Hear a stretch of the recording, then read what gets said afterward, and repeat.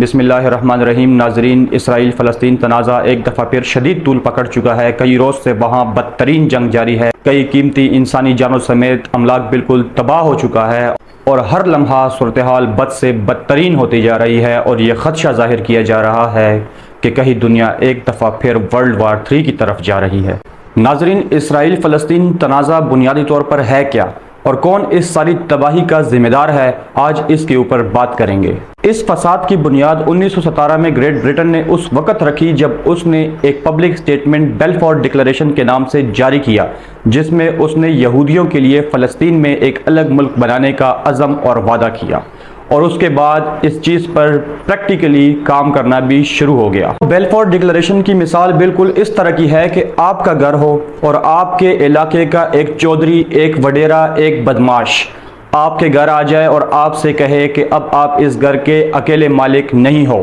اب آپ کے ساتھ ایک اور خاندان اسی گھر میں رہے گا اور آپ دونوں آپ کے گھر کے 50-50 کے مالک ہوگے۔ یہ آپ کا بھی ہوگا اور جو خاندان میں یہاں پہ رہنے کے لیے بھیج رہا ہوں اس کا بھی ہوگا۔ آپ دونوں یہاں پر مل کر رہو گے، آدھا آدھا گھر آپ دونوں کا ہوگا۔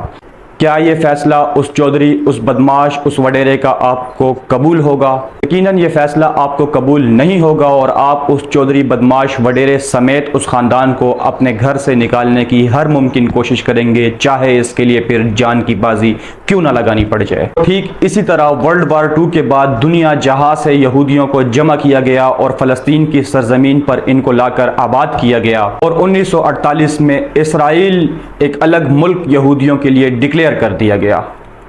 دوستو، یہ فیصلہ فلسطینیوں کو قطعی طور پر قبول نہیں تھا اور قبول ہونا بھی نہیں چاہیے تھا، کیونکہ یہ مسلمانوں کی سرزمین تھی، صرف اور صرف فلسطینیوں کی سرزمین تھی۔ اس کے بعد فلسطینیوں نے اسرائیل پر تابڑ توڑ حملے کرنا شروع کر دیے۔ اسرائیل کے ساتھ چونکہ سپر پاورز کی سپورٹ ہمیشہ رہی ہے، اس لیے وہ ہمیشہ فلسطینیوں سے نہ صرف جنگ جیت جاتے تھے بلکہ جوابی حملوں میں ان سے تھوڑا تھوڑا کر کے ان کا علاقہ بھی اپنے قبضے میں لے لیتے تھے۔ بیلفور ڈکلریشن کے مطابق فلسطین کو کچھ اس طریقے سے تقسیم کیا گیا تھا کہ یہاں پر 44% اسرائیلی رہیں گے، 48% فلسطینی رہیں گے اور 8% علاقہ یونائٹڈ نیشنز نے اپنے کنٹرول میں لینے کا فیصلہ کیا تھا، چونکہ وہ 8% علاقہ مسلمان سمجھتے تھے کہ ہمارے لیے بہت مقدس ہے اور اسرائیلی سمجھتے تھے کہ یہ ہمارے لیے بہت مقدس ہے۔ چنانچہ کسی قسم کی بھی جنگ سے بچنے کے لیے،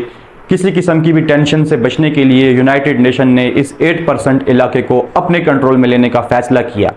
تاکہ اس علاقے میں امن کو قائم کیا جا سکے۔ اور آج اس علاقے میں کس قدر امن قائم ہوا ہے، فلسطین خود اس کا منہ بولتا ثبوت ہے۔ ویسٹ دنیا میں امن کا دائی بنا پھرتا ہے اور ویسٹ ہی کی فیصلوں کی وجہ سے آج فلسطین جل رہا ہے۔